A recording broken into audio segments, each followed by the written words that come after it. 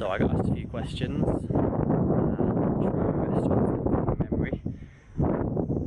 If I don't get them, I'll do those when I get them. Oh wait, I've got them on my phone. Okay, so some of you have sent some questions to me that I said I'd answer in this episode. I've got them here on Twitter. Let's see, so we've got Rob Smith, Rob Indie Film, one of the top filmmakers in futsal. You'll know him from all the stuff he does with Bolton. He's recently done my Futsal Camp UK promo video. So yeah, nice venue. How many fans can it hold? How many do you get average? And are the games filmed? So the Maltese League is in a central venue, organised by the league. Obviously, being such a small island, it's very possible. It's not an issue to travel all the country to do a league match. So I will tell you how many people we get into games once the season started. I think it holds a few thousand. But the other teams tend to come and watch, the futsal communities tend to come and watch, and especially the Thursday, Friday night games, people from the bar will be there, and it's a good atmosphere. But I'll do more on that when I get started. Are the games filmed? Are we filming our games to analyse? Whether the league do it as a promotional thing, I don't know. I'll be encouraging our club to do so we can promote the club, and part of the aim is to promote ourselves around Europe and be one of the top clubs in Europe. So yeah, we'll be doing it at some point.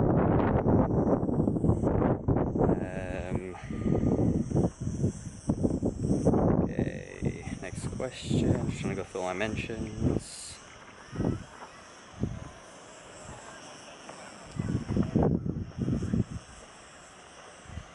Bear with me a second.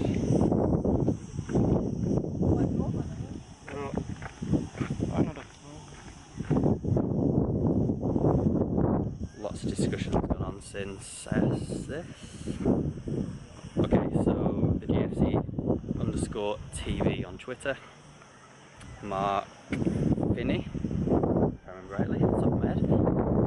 Good customer of the futsal shop, and he's asked, if it's not too nosy, how is it financed? Am I working outside the sport to pay the bills, or is it financially viable to work solely in futsal? So yeah, good question. In real terms, I've had to take a pay cut. I mean, I've never done this for the money, so as long as I can survive, as long as I can live, then, you know, let me start that one again. My question, if it's not too nosy, how is it financed? Are you working outside of sport to pay the bills, or is it financially viable to work solely in futsal? So, I wouldn't have moved to Malta if it wasn't going to be sustainable.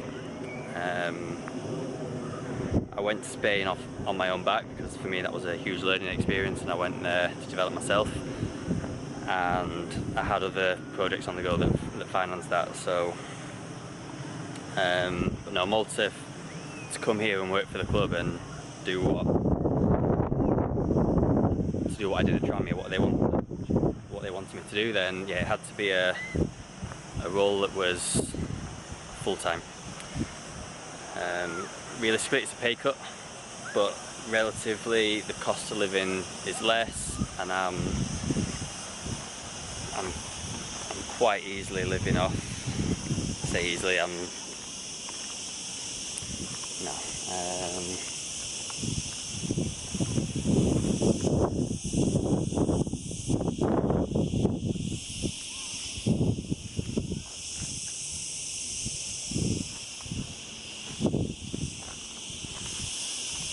So yeah, it's a full-time job. I've worked now in futsal for 2 years. I'm a professional. What I would like to do in the future is have the ability to go and work somewhere without worrying too much about the money, and being able to choose based on the project. That beach down there.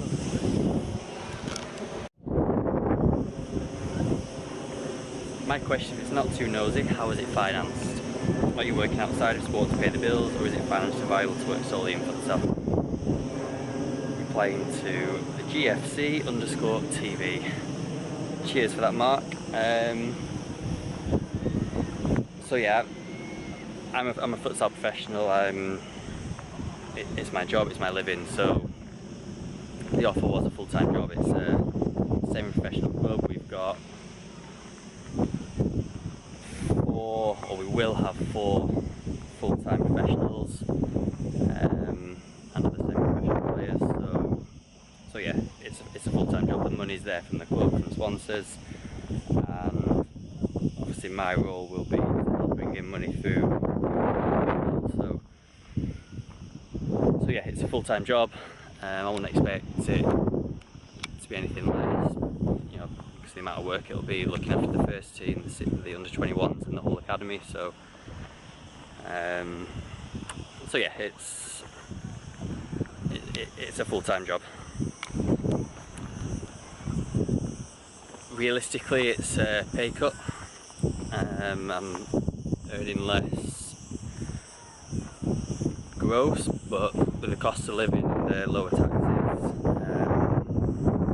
I'm actually having a little bit more at the end of each month to spend than I did when I was in England. So yeah, it's a pay cut, but I'm making it work. And as with anything, for me, it's not about the money. It's about the project and the experience. So yeah, would I have come for much less? Probably not, but I've made it work because the project's interesting. The clubs want to do something quite special. So and obviously there's the option of increasing the income as I go along, but yeah, it's not about the money. As long as I can live, have a little bit left over to save, to invest, then yeah. So no, not too nosy, not at all. I want people to know what drives me, and to help them with any decisions they've had to make. And I'm sure there's players that have gone abroad that are going there on less money for the experience. You know, there's back in the day, a few of the Tranmere players went abroad for a year. I think they were paid very little, but to go and play a season abroad, what an experience. So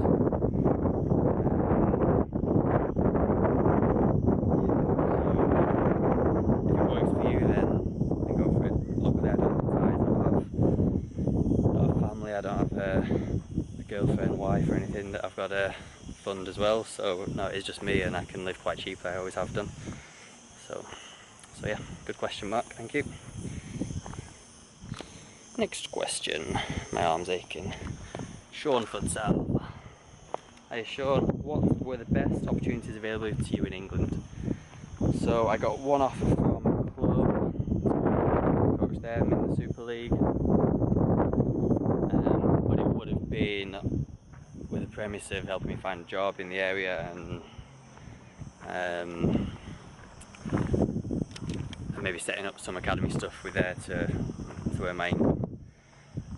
It's definitely something I considered, and actually they got in touch before I'd even left Tranmere, so no, it was definitely something I considered, absolutely. Now, although in England there's not much in the way of professional coaches, there's a few people making it work. Like I said in my last question, it's all about making it work for you. So yeah, I could have stayed in England, I could have made it work, could have worked in other areas, done some coaching in schools, in universities or whatever, and made it financially work for me to be in the Super League. Which, yeah, I would have loved to have. I will. I've no doubt I'll come back to England and work in the Super League at some point in the future. But no, there was nothing that bettered the offer to come to Malta. So no, there was that. There was a couple of local things as well, and getting involved with local projects. So, but no, nothing concrete, nothing serious or substantial.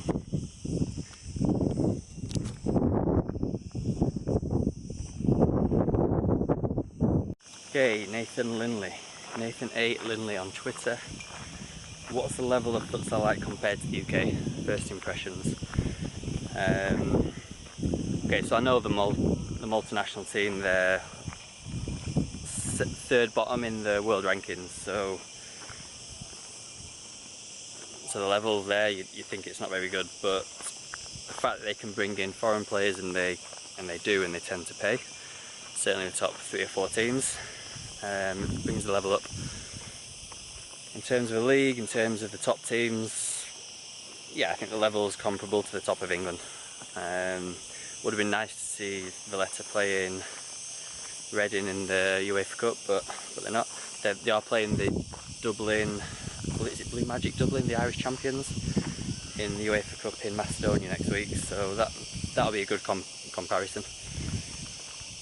But yeah, it's serious here.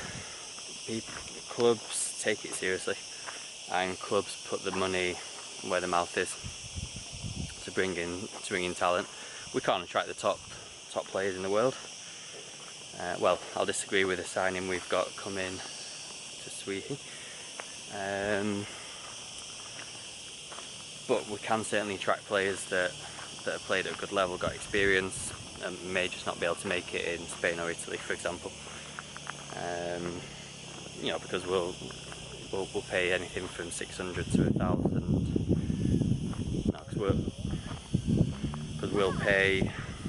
because we can pay players to come and come here as full-time professionals. So, and we train 4 times a week. That for me says a lot. It's the clubs are serious about it, and the players are serious about it, which allows us to train that much. And you know, I'd love to bring the team over to England at some point, maybe next pre-season, to test us against some of the teams in England. But yeah, it'd be interesting to see how Valletta do against the Irish team in the Champions League this week. But yeah, the Malta national team, so the Maltese players aren't as good as the English players, and that's shown with the world rankings. But part of my job is to improve that and increase the level of the Maltese players. And last question from Charlie Babington, CBAB coach, CBAB coach. How do you find leaving the family? So I think I covered this a little bit earlier. It was tough. I haven't lived close to my family since I was 18, and being around them this summer was brilliant, and also somewhat needed. My mum was ill. It's always nice to be around my sister and my nephew, so that was really tough. And one of the big things keeping me in, or one of the big things making the decision tougher, was that I didn't really want to leave my family. But as I've said before, you can always go back, and it's only a few hour flight away, and yeah, they were going to come out and visit me. So cheers, Charlie.